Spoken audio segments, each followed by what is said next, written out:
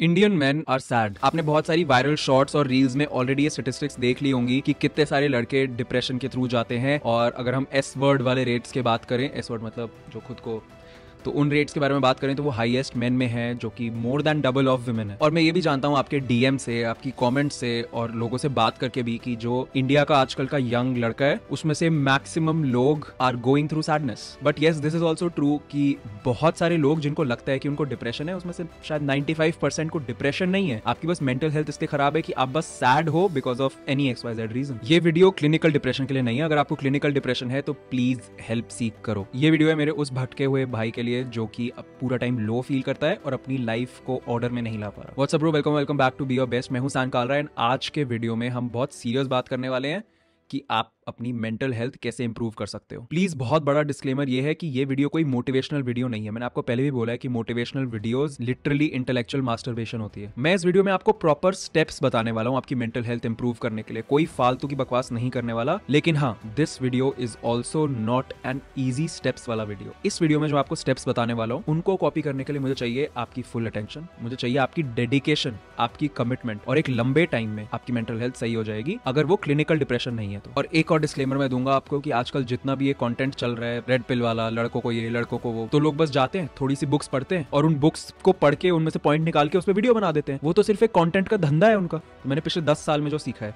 मैं आपको उस एक्सपीरियंस के थ्रू चीजें बताना चाहता हूं मेंटल हेल्थ के बारे में। अब I am not belittling other creators. मैं ये नहीं कह रहा कि बाकी क्रिएटर्स की स्ट्रगल ऐसी या वैसी, छोटी है वो, मैं ये सब नहीं कह रहा। ना मैं बोल रहा हूँ कि उनका कंटेंट बेकार है। बहुत अच्छे एडिट्स बनाते हैं वो, बहुत अच्छा कंटेंट बनाते हैं, सही पॉइंट्स के बारे में बात करते हैं, बट कोई अपने एक्सपीरियंस के बारे में बात नहीं करता। मैंने अपनी मेंटल हेल्थ की स्ट्रगल को पूरा स्ट्रक्चर करके उसमें से पॉइंट्स निकाले हैं कि मुझे आप लोग को क्या क्या बताने कि मैंने ये चीजें करी तो मेरी मेंटल हेल्थ इंप्रूव हुई।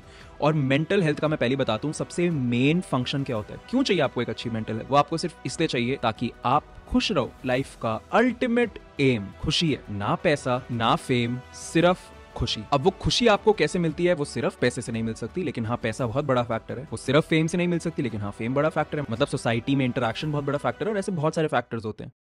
यार, फर्स्ट पॉइंट जो मेंटल हेल्थ इंप्रूव करने की जर्नी में सबसे ज्यादा इंपॉर्टेंट है वो है सेल्फ अवेयरनेस। सेल्फ अवेयरनेस का मतलब है कि आपको अवेयर होना है, आपको माइंडफुल होना है कि आपके आसपास क्या हो रहा है, आपके अंदर क्या हो रहा है। आपको समझना है कि आप क्या फील करते हो, आपको समझना है कि किस टाइप की चीज आपको क्या फील करवाती है।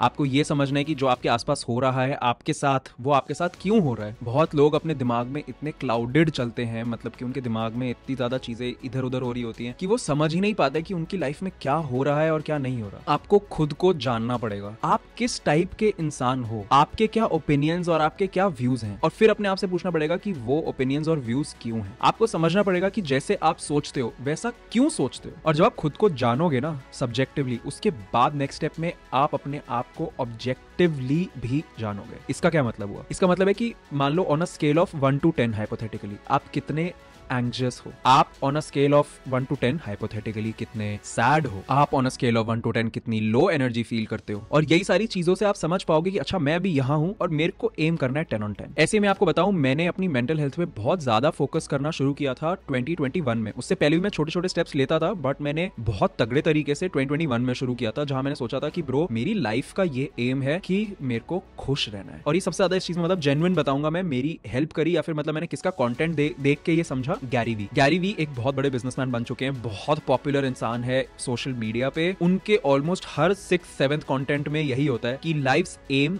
Is happiness. आपको हैप्पीनेस चेस करनी है, और हैप्पीनेस कोई गोल नहीं है, हैप्पीनेस एक एवरीडे थिंग है, हैप्पीनेस एक प्रोसेस है। और मैं तो बोलूंगा खुद को हैप्पी रखना एक स्किल बन चुकी है। मैंने कहीं किसी की लिंक्डइन पोस्ट में रिसेंटली देखा था कि हैप्पीनेस इज अ स्किल, और मैंने कहा ब्रो ये क्या सही चीज लिखी है, हैप्पीनेस इज अ स्किल। और उस जर्नी की सबसे पहला पॉइंट यही है, ये जानना, ये अवेयर होना कि आप कितने हैप्पी हो अभी। तो जब मैंने अपनी मेंटल हेल्थ की जर्नी शुरू करी तब मैंने ये समझा कि मैं अभी कहां स्टैंड करता हूं मेरी मेंटल हेल्थ के मामले में, और फिर मैंने प्लान किया कि मेरे को कौन से स्टेप्स लेने हैं उस मेंटल हेल्थ को इंप्रूव करने के लिए। और वही सारे स्टेप्स मैंने लिए, और वो अगले नेक्स्ट स्टेप्स वही हैं जो मैं आपको बताऊंगा। बाय द वे, हमने सेल्फ अवेयरनेस कैसे जाननी है, खुद को ऑब्जेक्टिवली कैसे रेट करना है, नॉट जस्ट मेंटल हेल्थ में बट फिजिकल हेल्थ में, करियर वगैरह वगैरह में, ये सब हमने डिस्कस किया था जो हमने कोर्स कंडक्ट किया था, हमने लाइव वर्कशॉप कंडक्ट करी थी। बाय द वे, वो वर्कशॉप वर्कशॉप अब लाइव वाली तो खत्म हो गई, हमने दिसंबर में करी थी, बट उसके प्री रिकॉर्डेड वाले अभी भी अवेलेबल है और उसका हमने प्राइस बहुत जबरदस्त ड्रॉप कर दिया है, मतलब ऐसा 60% डिस्काउंट टाइप कर दिया है। आप वो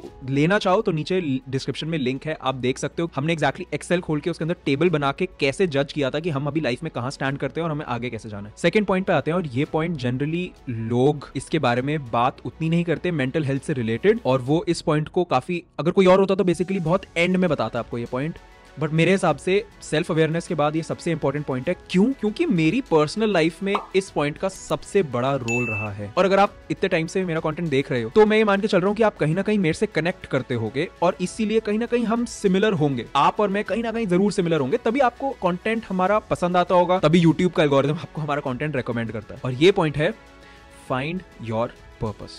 मेरी लाइफ में जितनी हेल्प इस चीज ने करी है कि अपना पर्पस कैसे फाइंड करना है, ऑनेस्टली ब्रो किसी और चीज ने नहीं करी। मेरी मेंटल हेल्थ बहुत अलग नेक्स्ट लेवल पे पहुंच गई जैसे ही मेरे को पता चला कि ब्रो मेरे को तो ऐसी लाइफ जीनी है और मैं इसी लाइफ की तरफ काम करूंगा। अब पर्पस फाइंड करने का मतलब ये नहीं है कि भाई बड़े होके क्या बनना है वो सोचना है, नहीं। फाइंड योर पर्पस का मतलब है कि आप किस टाइप के इंसान बनना चाहते हो, और उस टाइप के इंसान आप क्यों बनना चाहते हो। आपको अपना पर्पस भी ढूंढना है और उसके पीछे का वाई भी ढूंढना है। तो ये तो मेरी आइडियोलॉजी है ही कि अगर मेरे को कुछ करना है तो उस पे मैं अपने आप को क्वेश्चन पूछता हूँ कि ये क्यों करना है, फिर उसका मैं अपने आप को आंसर देता हूँ, अच्छा इसलिए करना है, बट ये क्यों करना है, फिर ये क्यों करना है, फिर ये क्यों। जब तक आप एब्सोल्यूट क्रिस्टल क्लियर नहीं हो कि आप जैसा बनना चाहते हो वैसा क्यों बनना चाहते हो, तब तक आप जान नहीं पाओगे कि आप कैसा बनना चाहते हो। मैं आपको एग्जांपल बताता हूँ। मैंने ये रियलाइज किया कि मुझे किस टाइप का इंसान बनना है। मुझे कंटेंट इंडस्ट्री में एक बड़ा नाम बनना है। मैंने ये भी रियलाइज किया कि मुझे रिलेशनशिप्स में किस टाइप का इंसान बनना है। मुझे चाहिए बहुत स्ट्रॉन्ग फ्रेंडशिप्स जहां पे दिल से दिल कनेक्ट हो जाए, मेरे दोस्तों के साथ, मेरे भाइयों के साथ, मेरी बहनों के साथ। मैंने रियलाइज किया कि मुझे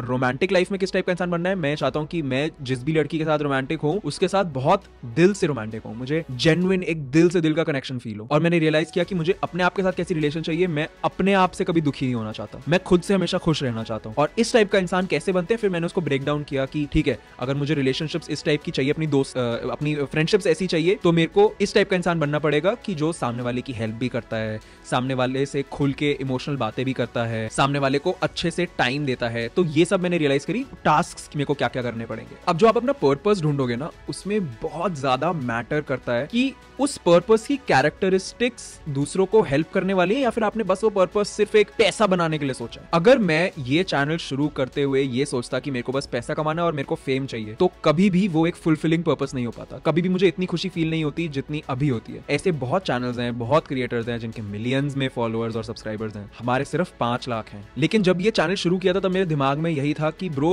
हेल्प करनी है लोगों की। और वो हेल्प स्टार्टिंग में फैशन ग्रूमिंग से शुरू हुई, फिर पर्सनालिटी से, फिर इस टाइप के वीडियोस भी आ गए हैं। तो मेरे को बस अपने भाइयों की हेल्प करनी है और ये मेरे पर्पस का पार्ट था। अब फेम और मनी तो एज बाय प्रोडक्ट आ रहे हैं कि पर्पस था हेल्प करना, तो अब फेम और मनी आ रहे हैं सामने, लेकिन वो कभी मेन पर्पस का पार्ट नहीं था। तो मैंने रियलाइज किया कि जब आपके पर्पस में लोगों का फायदा होता है ना, तब आपको अलग ही लेवल का फायदा होता है और आपको अलग ही लेवल की मेंटल हेल्थ अपग्रेडेशन मिलती है। लोग ये सच कहते हैं कि अ मैन नीड्स पर्पस। पहले man used to go to war, जंग लड़ते थे। मैक्सिमम आदमियों का ये पर्पस था कि अपने देश के लिए मर मिटना है, बट ब्रो ये जंग जीतनी है। और उस पर्पस की वजह से वो खुश रहते थे। अब आज का वर्ल्ड ही ऐसा बन गया है कि अपना पर्पस ढूंढना मुश्किल हो गया है, क्योंकि वर्ल्ड हैज कंप्लीटली चेंज्ड। आप मतलब इसका एक पॉजिटिव पार्ट भी है कि आप किसी भी चीज को अपना पर्पस बना सकते हो। आप आजकल की दुनिया में कुछ भी कर सकते हो, लेकिन अगर आप एक अच्छा पर्पस ढूंढ लेते हो, आप खुश रहोगे ही रहोगे और आपकी मेंटल हेल्थ अच्छी होगी ही होगी। इसमें आपको एक छोटा सा एग्जांपल और देता हूँ। जैनेंद्र जो ये वीडियो एडिट कर रहा है, उसने एक बहुत बढ़िया चीज बोली थी जो कि मेरे को अभी तक याद है और हमेशा याद रहेगी। जब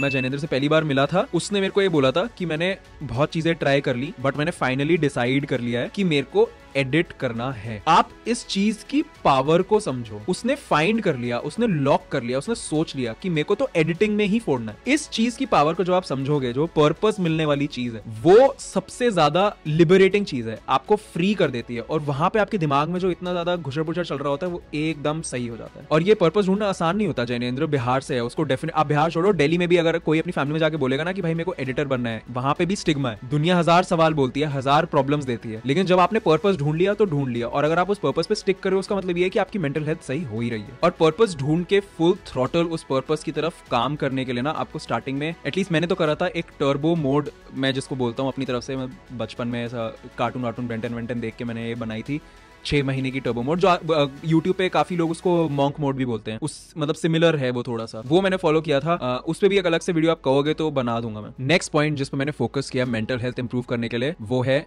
फ्रेंड्स एंड फैमिली। ब्रो हम हैं ह्यूमंस होते हैं सोशल एनिमल्स, तो इंसानों के लिए बहुत जरूरी है एक society. The people who die the saddest deaths are actually people who were lonely. और जो सबसे अच्छी प्यारी लाइफ जी के मरते हैं, जो खुश मरते हैं ना, वो सारे वो होते हैं जिनका एक बहुत प्यारा सर्कल था, वो फैमिली और फ्रेंड्स का। यार आपके पास जब तक कुछ क्लोज लोग नहीं होंगे, मैं ये नहीं कह रहा बहुत सारे लोग, बट कुछ गिने चुने क्लोज लोग जब तक नहीं होंगे, तब तक आपकी लाइफ में आप जो पर्पस भी ढूंढ लोगे, वो पर्पस एस्टैब्लिश करके भी आपको मिलेगा क्या? कौन होगा आपके साथ जिसके साथ आप अपनी खुशी शेयर करोगे, जिसके साथ आप अपने दुख शेयर करोगे, जिसके साथ आप बातें करोगे दिल वाली? और यहाँ पे मैं गर्लफ्रेंड बॉयफ्रेंड होने का बात नहीं कर रहा हूँ, मैं कह रहा हूँ ऐसे क्लोज लोग जिनसे आप दिल से दिल कनेक्टेड हो। और इसमें सबसे ईजी होता है अच्छी फैमिली रिलेशंस मेंटेन करना, और उसमें भी सबसे पहला स्टेप है आपकी रिलेशन आपके मम्मी और पापा के साथ। अब मुझे पता है कि कुछ ऐसे लोग हो सकते हैं जिनके मम्मी या पापा या दोनों नहीं है, उनके लिए आई अंडरस्टैंड कि ये थोड़ा सा एक्स्ट्रा मुश्किल होने वाला है,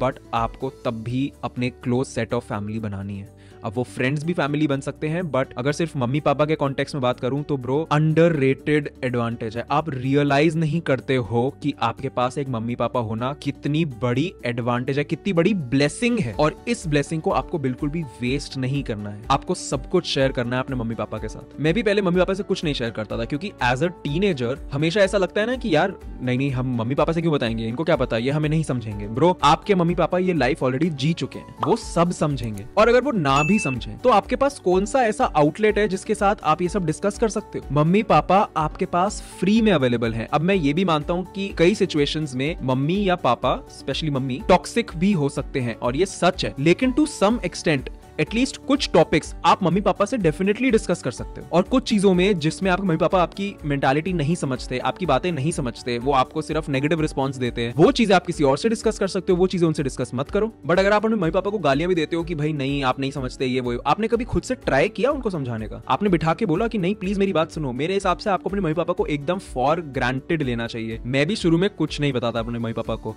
लेकिन बाद में मेरे को रियलाइज हुआ कि ब्रो इनके अलावा कोई नहीं है जो इतना रेडिली अवेलेबल होगा मेरी बातें सुनने के लिए। अभी भी मैं उनको काफी चीजें बताता हूँ, एंड रिजल्ट लड़ाई होता है कि वो मेरे पे चिल्ला देते हैं, कुछ हो जाता है, कुछ ये हो जाता है।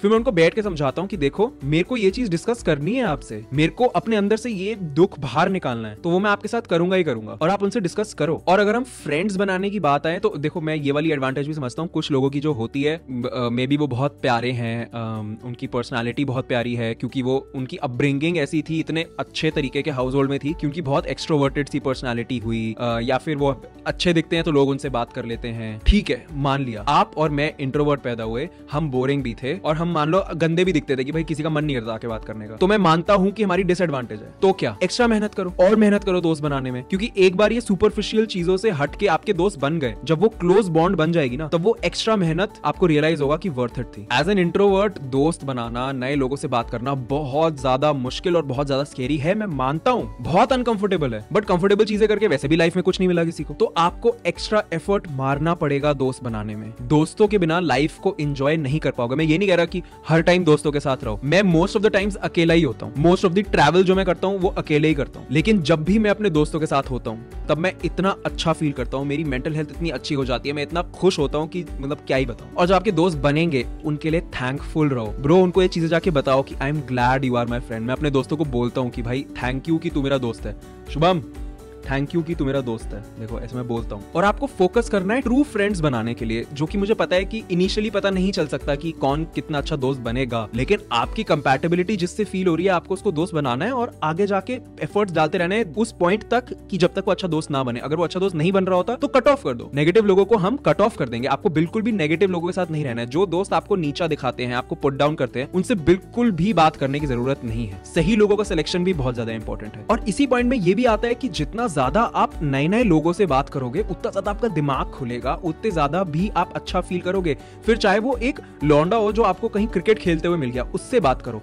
फिर चाहे वो किसी कैफे में एक आपको लड़की मिल गई, आप उससे बात कर रहे हो, चाहे आप उसको लेटर रोमांटिकली परस्यू कर रहे हो, नहीं फर्क पड़ता, नए लोगों से बात करनी है। नेक्स्ट पॉइंट मेंटल हेल्थ सही करने के लिए है एक्सप्रेशन ऑफ इमोशंस। ये आजकल के red pill videos, sigma videos, stoic videos, ये वीडियोस की वजह से एक ऐसा फोकस बन गया है लड़कों का द आइडिया ऑफ मैस्कुलिनिटी पे कि वो ये नहीं समझ पा रहे कि मैस्कुलिनिटी के हिसाब से इमोशंस के एक्सप्रेशन का मतलब क्या है। अगर आपने स्टोइक होने की असली आइडियोलॉजी समझी है तो वो ये कभी नहीं कहता कि आप इमोशनल ही ना हो, और वो ये भी नहीं कहता कि आप अपने इमोशंस एक्सप्रेस मत करो। वो सिर्फ ये कहता है कि आप जब इमोशंस फील कर रहे होते हो बहुत हैवी तरीके से, तब आपको डिसीजंस नहीं लेने हैं, आपको काम डाउन करना है और फिर लॉजिकल डिसीजंस लेने हैं। लेकिन आजकल की जो रील्स वायरल हो रही है, स्टोइक वाली, रेड पिल वाली, टेट वाली, उन सबको देख के लोगों को लगता है कि भाई men are not allowed to cry, और मेन अपनी वल्नरेबिलिटी भी शो नहीं कर सकते। और ये ट्रेडिशनल मैस्कुलिनिटी वाली इमेज ने इतना डिफिकल्ट कर दिया है मेन के लिए to actually reach out for help. कोई आदमी अगर कोई इमोशंस फील कर रहा है, चाहे वो नेगेटिव हो चाहे वो पॉजिटिव हो, वो किसी के साथ शेयर ही नहीं कर पा रहा है। मतलब बहुत आदमी को तो आप ये बोलते हुए सुनोगे, भाई मैं मर जाऊंगा, मैं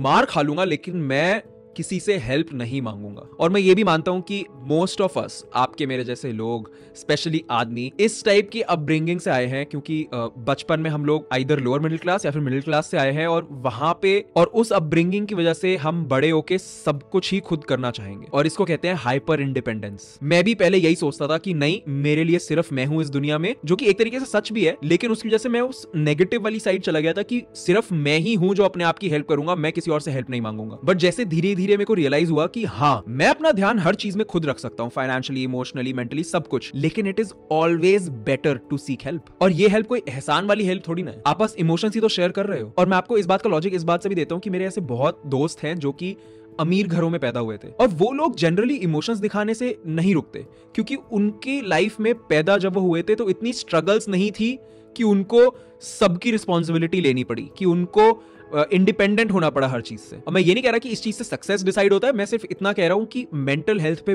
बहुत ज्यादा बेटरमेंट होती है अगर आप अपने इमोशंस एक्सप्रेस कर रहे हो। लेकिन नहीं, आजकल नई आइडियोलॉजी चल रही है कि मेन विल बी कंसिडर्ड एकदम इनकॉम्पिटेंट और वीक अगर वो किसी से हेल्प मांग ले, अगर वो किसी से अपने इमोशंस दिखा दे। भाई आप ये सोचते रहोगे कि इमोशंस एक्सप्रेस करने पे भाई लोग क्या कहेंगे, सब ऐसा समझेंगे वैसा समझेंगे, लेकिन जब आप एक्चुअल में वो स्टेप लोगे ना, अपने डर के आगे जो जीत वाला स्टेप लोगे, और किसी फ्रेंड से या फिर अपनी फैमिली मेंबर से एक्चुअल में बात करोगे अपने इमोशंस के बारे में, तब जो आपको प्यार मिलेगा सामने वाले इंसान से, आप बिल्कुल ऐसा, आपके दिमाग में जो एक तूफान चल रहा था वो एकदम से शांत हो जाएगा, और आपको रियलाइज होगा, शिट यार, मैं पहले क्यों नहीं किया। अब मैं ये जरूर कह रहा हूं कि मेंटल हेल्थ के लिए बहुत जरूरी है कि आप अपने इमोशंस को एक्सप्रेस करो। उसका मतलब मेन ये है कि आप अपने इमोशंस को एक्सेप्ट करो। आप, अगेन, जैसे मैंने फर्स्ट पॉइंट बताया था, सेल्फ अवेयरनेस, आपको अवेयर होना है कि आपके अंदर वो इमोशंस हैं।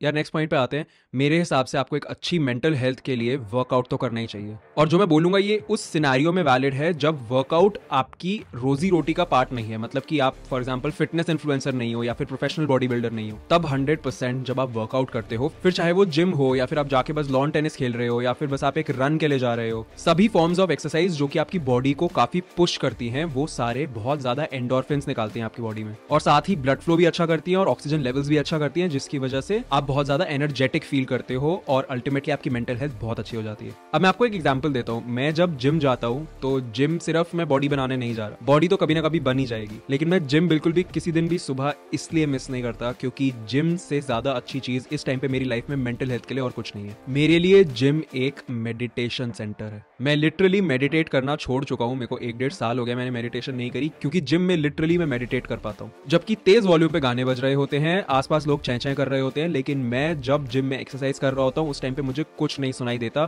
सिर्फ मेरे मसल और माइंड का कनेक्शन पता चलता है, और वो जो फोकस है उससे माइंड इतना ज्यादा रिलैक्स हो जाता है कि मैंने और कोई ऐसी एक्टिविटी कभी लाइफ में नहीं करी जिससे कि माइंड इतना रिलैक्स हो। और मैं ये भी नहीं कह रहा कि आपको जिम में जाके या फिर किसी और स्पोर्ट में जाके आपको दोस्त बनाने हैं। हाँ, कुछ ऐसी स्पोर्ट्स होंगी जहां पे आपको और लोगों के साथ इंटरेक्ट करना पड़ेगा, जैसे कि फुटबॉल खेल रहे हो, बास्केटबॉल खेल रहे हो, लेकिन कोई आपसे ये नहीं कह रहा कि आप उन लोगों को अपना दोस्त बनाओ। अगर आप इंट्रोवर्ट हो और आपको नहीं पसंद दोस्त बनाना, तो आप वहां पे ये चीज स्किप कर सकते हो, लेकिन मेन चीज पे फोकस करो, वो है मेडिटेशन ऑफ द माइंड। और मैक्सिमम लोगों की लाइफ की बेस्ट बात ये रहेगी कि आप जब जिम जाओगे भी तो ऐसा नहीं है कि आपको बॉडी बनानी है पैसे कमाने के लिए। तो कोई भी जिम का गोल ऐसा नहीं होगा कि आपकी लाइफ ऑल्टर कर देगा। वो गोल आप एक पर्सनल लेवल पे सेट करते हो कि मुझे एक ऐसी बॉडी बनानी है, और आप बहुत खुशी से उसकी तरफ बढ़ते हो। ऐसा नहीं है कि वो गोल नहीं पहुंचा तो आप पैसे नहीं कमा पाओगे या लाइफ में कुछ प्रॉब्लम हो जाएगी। एंड इसीलिए लोग फ्री माइंड से जिम कर पाते हैं, और इसीलिए उसकी वजह से मेंटल हेल्थ बहुत अच्छी हो जाती है। तो प्लीज मैं रिक्वेस्ट करूंगा कि अपनी लाइफ में कम से कम 1 या सवा घंटे का वर्कआउट डालो ही डालो। लोग कहते हैं 45 मिनट्स का, मैं कहता हूँ नहीं, सवा घंटा का डालो,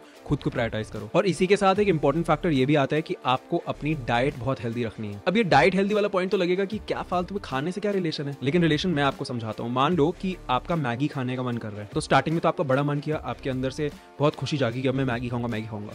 आप गए, आपने पैकेट खोला, मैगी बनानी शुरू करी, उसका मसाला स्मेल किया, आपकी खुशी एकदम अलग लेवल पे पहुंची हुई है। फिर आपने मैगी बनाई, प्लेट में डाली, बैठे अपनी सीट पे, यहाँ तक आपकी खुशी फट चुकी है, बिल्कुल पागलों की तरह खुश हो चुके हो आपने पहली बाइट ली मैगी की, आपको अच्छा लगा। आपने दूसरी बाइट ली, आपको लगा ठीक है भाई। आपने तीसरी, चौथी, पांचवी बाइट ली, वहां पे उससे मजे आने छूट चुके। अब मानो आपने 2-3 मैगी खा ली, तो अब क्या होगा, आपका पेट दर्द होगा और आपको बाद में सिर्फ रिग्रेट होगा कि इतनी ज्यादा क्यों खाई। और आपने इतनी ज्यादा इसलिए खाई क्योंकि आप शॉर्ट टर्म रिवॉर्ड सोच रहे थे। आप सोच रहे थे कि मैगी पहली बाइट से ही मुझे मजे आ जाएंगे। आपने ये नहीं सोचा कि जब मैं ठूस ठूस के 3 मैगी खा चुका हूँ तब मैं पूरी 1000 कैलोरीज भी खा चुका हूँ और मेरा पेट भी दर्द होगा, और फिर आपका मूड खराब हो जाएगा, और आपका मूड खराब रहेगा। फिर आप खराब मूड को ठीक करने के लिए क्या करोगे, और जंक फूड खाने की सोचोगे, फिर और जंक फूड से आपका और मूड खराब होगा और आप इस सर्कल में फंस जाओगे। अब इसी सर्कल का उल्टा क्या होगा कि आपने मन मार के थोड़ा सा हेल्दी खाना खाना शुरू किया, लेकिन आपका मूड साइंटिफिकली अच्छा ही रहेगा क्योंकि आपकी बॉडी के अंदर के सही केमिकल्स रिलीज हो रहे होंगे, और वो गुड मूड की वजह से आप सोचोगे हाँ ठीक है यार और हेल्दी खाना खा सकते हैं। फिर आप हेल्दी खाना खाओगे और फिर और आपका मूड अच्छा होगा, फिर आप वापस हेल्दी खाना खाओगे। तो ये साइकिल में फंसना इज मच बेटर। लेकिन ऑफ कोर्स दिल तो बच्चा है जी, आपका कभी ना कभी तो मन करेगा बर्गर पिज्जा खाने का। आप खा सकते हो कभी कभी, और वो भी कम पोर्शंस में, क्योंकि बात तो टेस्ट की है। वो तो 2 बाइट से भी उतना ही आएगा जितना कि 4 प्लेट खाने से आएगा। और ये मेंटालिटी भी लाने की सबसे स्टार्टिंग ही यही होगी कि आपके दिमाग में थॉट आया कि मुझे मेंटल हेल्थ अच्छी करनी है और आप इसलिए ये स्टेप्स फॉलो कर रहे हो, तभी आप इन स्टेप्स पे कमिटेड हो पाओगे। नेक्स्ट बहुत इंपॉर्टेंट पॉइंट, आपकी मेंटल हेल्थ अच्छी करने के लिए आपको अच्छी नींद लेनी ही पड़ेगी। अच्छी नींद से मेरा मतलब है गहरी नींद और सही टाइम के लिए नींद। अब ऐसा इसलिए है कि साइंटिफिकली प्रूवन है कि नींद इंसान के लिए जरूरी है। मतलब बताना भी पड़ रहा है, बहुत मजाक की बात है। अगर आप सही नंबर ऑफ आवर्स से कम सोते हो तो शायद आप दिन में काम ज्यादा कर लोगे, बट उस काम की क्वालिटी और आपकी हैप्पीनेस का फैक्टर और आपकी मेंटल हेल्थ, आपका स्ट्रेस लेवल सब खराब हो जाएंगे। और अगर आप सही नंबर ऑफ आवर्स से ज्यादा सोते हो तो भी आपको पूरा दिन लेथार्जिक फील होगा और आपके एनर्जी लेवल्स लो रहेंगे। जनरली लोगों का 6 to 8 आवर्स के बीच का सही विंडो होता है। मेरे लिए पर्सनली 7 आवर्स 30 मिनट टाइप सही होता है। मतलब 8 घंटे में तो मेरी नींद अपने आप खुलती ही खुलती है। अब स्लीप के ऊपर ना एक अलग से ही वीडियो बनाना पड़ेगा अगर आप चाहते हो तो, क्योंकि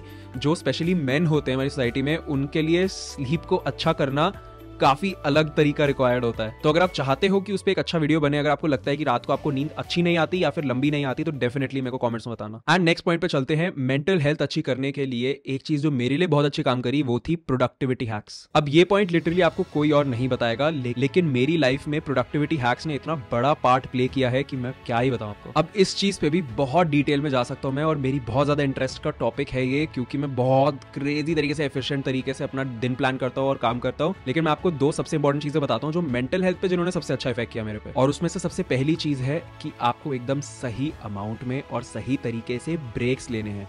देखो सब लोग काम करना चाहते हैं, तो मैं आपको सिर्फ ये बताता हूँ कि मैं किस टाइप से ब्रेक्स लेता हूँ। एवरी डे मैं 12 घंटे से ऊपर काम बिल्कुल नहीं करता, और रात को जब तक कि कोई क्रेजी अर्जेंट काम ना बचाओ मैं काम बंद कर दूंगा एक स्पेसिफिक टाइम पे, और उसके बाद थोड़ा सा ब्रेक लूंगा और फिर सोऊंगा ताकि मैं माइंड को रिलैक्स करके सो पाऊँ। साथ में एवरी वीक फ्राइडे नाइट या फिर सैटरडे नाइट मैं पार्टी करने जाता ही जाता हूँ, क्योंकि मेरे को पता है मैं पार्टी करके कितना ज्यादा रिफ्रेश हो जाता हूँ। और कभी कभी ऐसा होता है कि मेरा मन नहीं कर रहा होता पार्टी करने का, तो उस टाइम पे मेरे पास अगर और कोई अच्छा आइडिया नहीं होता कि मैं कैसे फ्रेश हो सकता हूँ, मैं तब भी जबरदस्ती पार्टी करने चला जाता हूँ और वहां जाके मैं खुश हो ही जाता हूँ। अब हाँ, ऐसी पार्टी मैं जनरली नहीं करता कि भाई पूरी रात जाके पार्टी कर रहे हैं।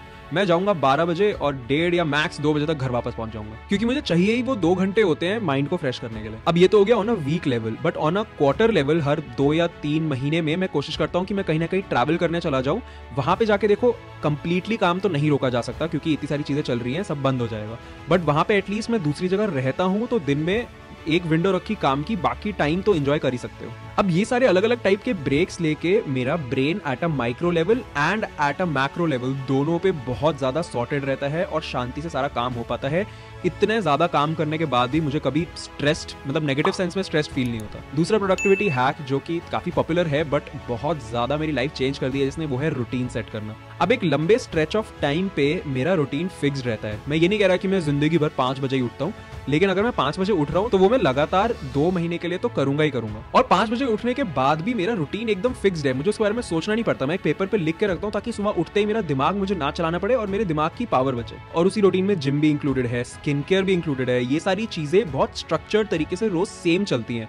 तो आपको भी लग रहा होगा ये तो बोरिंग है, नहीं, वो कुछ जो बोरिंग घंटे होते हैं ना, उन्हीं की वजह से मेरा दिमाग इतना रिलैक्स रहता है कि जब एक्चुअल में इंटरेस्टिंग घंटे आते हैं, जो कि है मेरे लिए काम और आपके लिए हो सकता है पढ़ाई हो या कोई और ऑफिस का काम हो या फ्रीलांस काम हो या जो भी है, उस टाइम में जब आपके दिमाग को मैक्सिमम एफिशिएंसी से काम करना है, उस टाइम पे दिमाग बहुत अच्छे तरीके से चलता है। तो जब आप रूटीन्स और ब्रेक्स के जरिए से अपने दिमाग को थोड़ा डाउन टाइम देते हो, थोड़ा सा टाइम देते हो कि भाई तू शांत हो जा, तेरे को ज्यादा चलने की जरूरत नहीं है, तब आपकी मेंटल हेल्थ भी बेटर रहती है। अब आते हैं लास्ट पॉइंट पे, और डेफिनेटली आई थिंक सबसे इंपॉर्टेंट पॉइंट है पूरे के पूरे वीडियो का, और ये पॉइंट है कि be kind and give more. Kind का मतलब है कि आपको दयालु होना है, और ये ना आइडियोलॉजी मैंने सीखी थी गैरी वी से, जो कि जैसे मैं आपको बताया था पहले भी कि काफी मैं उनको एक मेंटर मान के चलता हूँ और काफी ज्यादा कंटेंट देखता हूं मैं उनका, और उनसे काफी कुछ सीखने को मिलता है। यार जब आप काइंड होते हो ना, तब मैक्सिमम चीजें आपको दुखी नहीं कर सकती। फॉर एग्जाम्पल, किसी बंदी ने आपको डंप कर दिया, तो या तो आप हमेशा उससे नफरत कर सकते हो या फिर उसको माफ कर सकते हो, काइंडनेस दिखा सकते हो और अंडरस्टैंड कर सकते हो कि हाँ भाई हमारे बीच की चीज नहीं चली, ठीक है। अब चाहे उसने